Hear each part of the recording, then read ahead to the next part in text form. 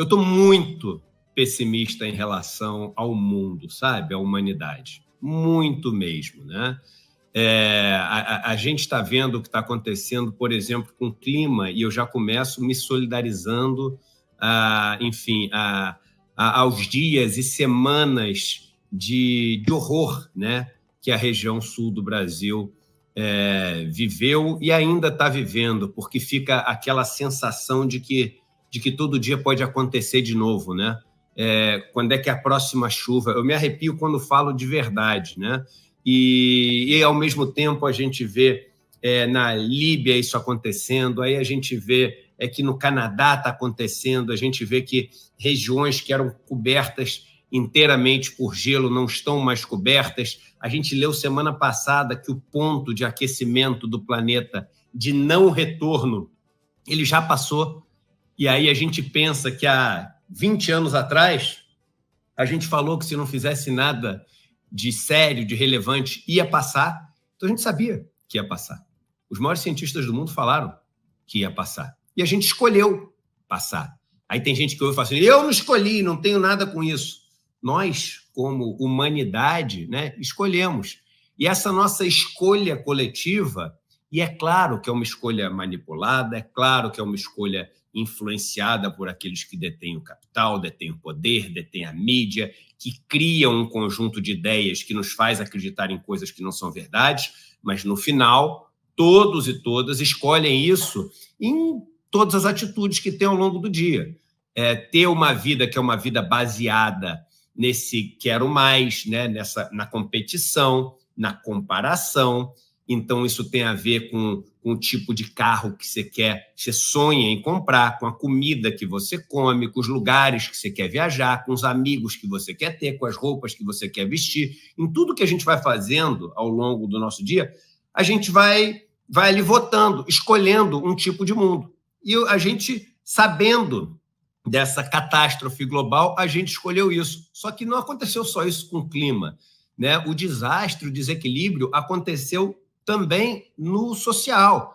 Então, a desigualdade do mundo, ela explodiu ao longo dos últimos 20, 30 anos. Na verdade, desde a década de 80, ali, do começo da década de 80, final da 70, começo de 80.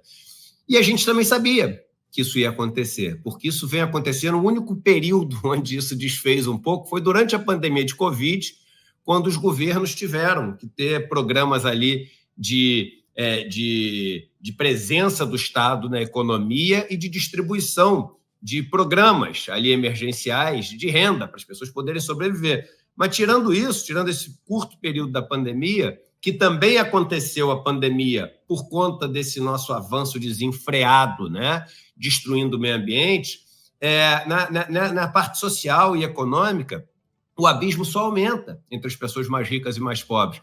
Quando esse abismo aumenta, isso significa que a gente fala muito do 1%, né? Que o 1% tem tanto por cento da riqueza, é porque a gente não vê o 0,1%. É porque a gente não vê o 0,01%. Ou seja, 0,1% significa 1 a cada 1.000. 0,01%, 1 a cada 10.000. A diferença entre eles e os mais pobres vai aumentando, aumentando, aumentando, e essa turma vai ganhando poder. Então, é a turma que elege quem vai estar no legislativo, que escolhe quem vai estar no judiciário. Importante dizer, o judiciário não é votado, mas é, entre aspas, para quem está nos ouvindo no Spotify, né, votado. Né? Votado por aqueles que detêm o dinheiro, por aqueles que detêm o poder. Eles escolhem quem vai estar no executivo. E mas como é que então a gente tem alguém de centro-esquerda ou de esquerda hoje em dia no Brasil, em outros países capitalistas? E quais são as concessões que têm que ser feitas para isso poder acontecer? Desde lá de trás, quando a gente teve que ter como vice, e uma pessoa que até foi uma pessoa, a gente pode encontrar aqui vários elogios a fazer, mas era o Zé Alencar, que era um empresário de um partido do Centrão, né? Depois Michel Temer, a gente viu no que deu, né? Hoje, o Alckmin e uma aliança que a gente tem. Então, mesmo no executivo, é isso aí, é essa turma que escolhe. Então, como esperar para os meus filhos, para os meus netos, um país menos desigual. Como esperar para eles um país que vai controlar o clima? Eu não caio nessa armadilha, dessa venda de esperança de que a tecnologia vai resolver isso. Não resolve, porque a tecnologia ela é toda montada a partir desse sistema, dessa lógica. Então, é uma tecnologia que é feita para servir os mais ricos e para enchê-los de mais ainda poder. A tecnologia não é feita para melhorar a vida de todo mundo. Veja que descobrimos os segredos da eletricidade já, começamos a desvendá-los há mais de 2 séculos, e hoje você ainda tem mais da metade da África subsaariana sem acesso à energia elétrica. E aí, Eduardo, caramba, vamos tirar da tomada aqui o programa. Chega de pessimismo, a gente precisa de otimismo. Mas aí vem o ponto. Se eu não levantar da cama e lutar para que isso seja diferente, porque eu tenho filhos, eu tenho amigos, eu saio na rua, eu vejo as pessoas, aí a minha vida perde completamente o sentido. Aí eu realmente tenho um problema existencial seríssimo. Então, o que me motiva hoje não é a chegada. Eu acho que quando eu morrer, né, o mundo vai continuar sendo muito desigual. A gente vai continuar enfrentando os problemas climáticos.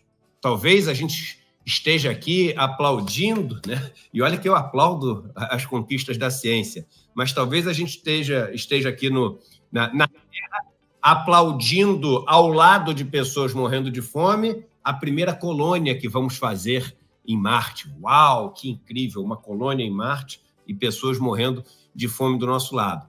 Mas eu vou tentar fazer diferente pelos meus filhos e filhas, pelas pessoas que eu conheci viajando no país, por mim, para poder dar sentido para a minha caminhada, para poder dar sentido para a minha vida. E, é claro, adoraria ser surpreendido por uma realidade diferente.